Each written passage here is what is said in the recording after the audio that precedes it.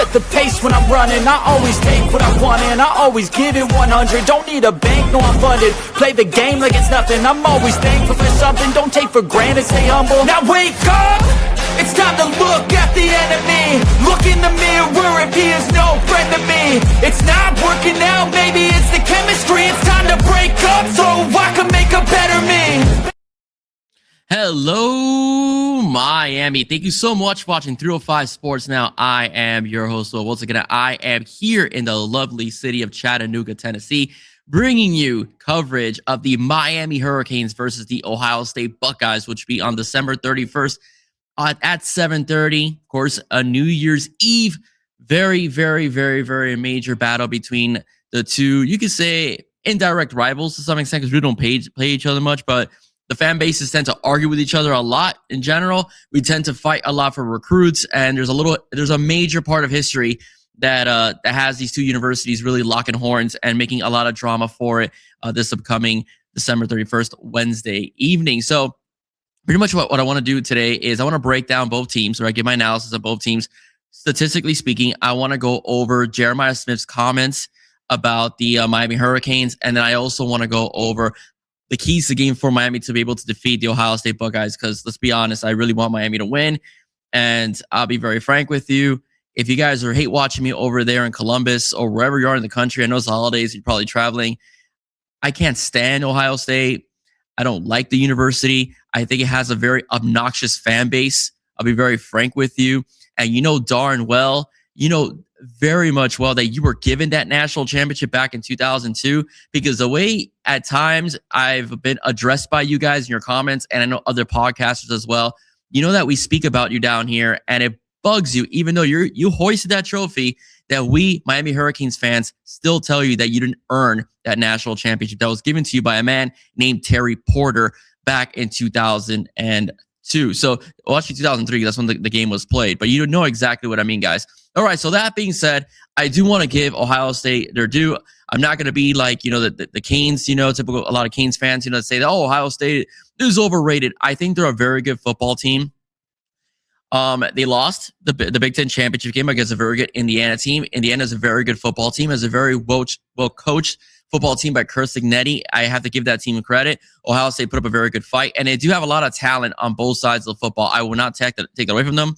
Very well coached as well, especially in the defensive side of the ball with Matt Patricia. We'll see what happens now that Brian Hartline, who was the OC at the time, took the job over at USF. We'll see how Ryan Day, who hasn't called plays in the last couple of years, how he does this upcoming Wednesday evening, December 31st. But the bottom line is that it is going to be a very tough matchup for both teams. All right, we'll say that. But I do think the Miami Hurricanes are better than being a 10-point underdog to Ohio State. So that being said, but let me break down the analysis of this game altogether. And I just got to say a few things. Like I said, it is a major battle. Ohio State does hold the series lead 3-2. Their most, my stats are funny. The most karmic meeting is what they call it. Was back in 2003 in the BCS National Championship game, in which the Buckeyes won in double overtime as well. That's also the game where they took out Willis McGahee, and I think it was allegedly he was taken out not by accident, if you know what I mean, just because of the reaction of the defensive player after that hit in particular. So, but anyways, Ohio State's defense, all right, they post the top defense of the nation, averaging 8.2 points per game. All right, averaging 213.5 total yards. Considered the best in college football. Their defense is anchored by defensive tackle Caden McDonald, linebacker Arvell Reese, and of course the very popular safety, and he will be a first rounder, safety Caleb Downs. All right. Of course, on offense, they have Julian Sain, who had the best completion percentage in the country at 78.4%, threw for over 3,323 yards, 31 touchdowns. And of course, Jeremiah Smith, who was the most coveted receiver in his recruiting class with over 1,000 yards receiving and 11 touchdowns. And his buddy on the other end, Carnell Tate, with 838 yards receiving and 9 touchdowns altogether. The Canes, though, have the 4th best defense in the nation. 41 sacks in this game, led by Ruben Bain Jr. and Akeem Medzor, who have been a wrecking ball. A lot was made about Ruben Bain's lack of sacks in the regular season. He finished with 4.5. A lot of people were saying he's overrated. And when he's single covered or he's being blocked by one man, you can see what happened. And Trey Zune looked like a spinning top in that game as Bain got to Marcel Reese 3 times, sacking him 3 times in the game. And it would have been a lot worse if Marcel Reese wasn't so mobile, okay?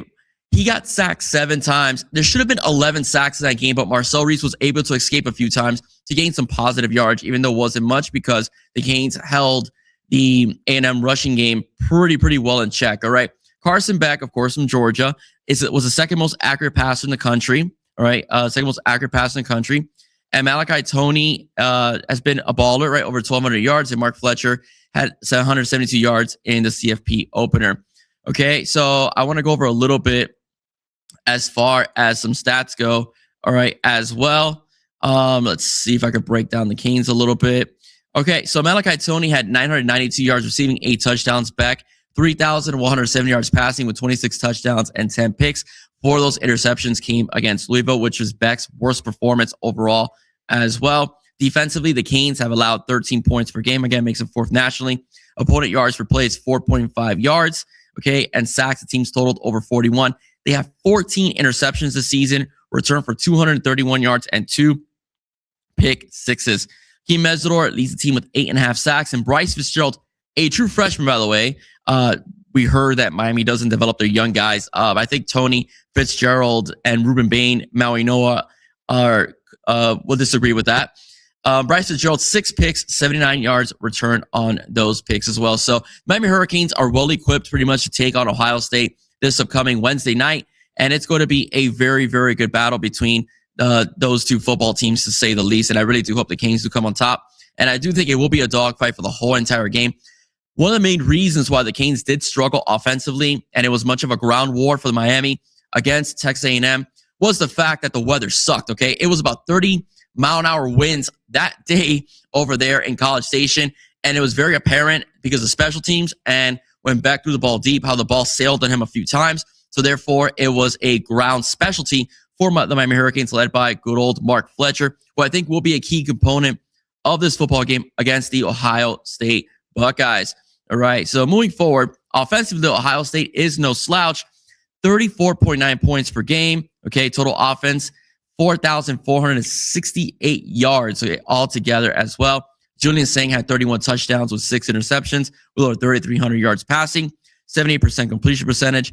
And rushing leaders of the team is Bo Jackson with over 1,000 yards rushing, 5 touchdowns on the ground. All right, so it's going to be, again, I think it's going to be a very good game. And I'm not going to sugarcoat it altogether. Okay, so now one of the key figures in this game is Malachi Toney, of course, because he's been the freshman all-star for this season, and he had the game-winning touchdown against A&M. But let's talk about local product, Jeremiah Smith, who went over to Ohio State as well. Many of us Canes fans, give me 1 second, guys. Many of us on the Miami Hurricanes side of the fan base were very disappointed that he stuck with his commitment to Ohio State, but we kind of understood it. Okay, we understood the fact that Ohio State had been producing wide receivers galore to the NFL, and he would be very well developed with Ohio State versus Miami. That was still in the building process. Ohio State was very much established, and he kind of made a comment of that on Media Day when he basically said he wanted to go to a winning situation, and Miami wasn't there yet. He was very close to picking Miami, though, and I wonder if Cam Ward would have decided to pick the Miami Hurricanes early on and not test the NFL waters early on, if it would have been Cam Ward and the Jeremiah Smith show last season. But woulda, coulda, shoulda. The bottom line is that Jeremiah Smith made those comments, and there's been a lot of conversations about, Ruben Bain and CC, taking the grind per se. And I have to say this, I could understand that narrative, but I gotta say the truth. Jeremiah Smith wanted to go to a place where he'd be developed. He felt more confident in his development as well, and he chose it. Okay, I get it. But the bottom line is that he made some comments earlier throughout the process about basically that if they're still worried about 20 years from now, we got something coming for them this Wednesday evening. Listen, man, at the end of the day, dude, I really don't know what to say about that. I get it. I don't even know if Jeremiah Smith was even born when the Canes lost to Ohio State, and I'm sure he doesn't have that kind of love for the university that people my age do, because we remember the glory years of the Miami Hurricanes and how good they were as well. So I'm going to give that young man a pass. But I I do want to see that young man pretty much be dominated in the game by our defensive backs. Even though it's going to be very difficult, but it's very hard to bracket that kid because he's just a full-on beast. But whatever Indiana was able to do in that football game, Miami should follow that blueprint altogether. And listen, it's going to be, like I said, a very, very strong matchup. But I really, really, listen, if Jeremiah Smith is the portal today, I'll take him. All right, I'll take him. No, I think he's the best wide receiver in college football, personally. All right, he already looks like he'd be in the NFL right now. His body type altogether, his speed, athleticism, and his football IQ are off the charts.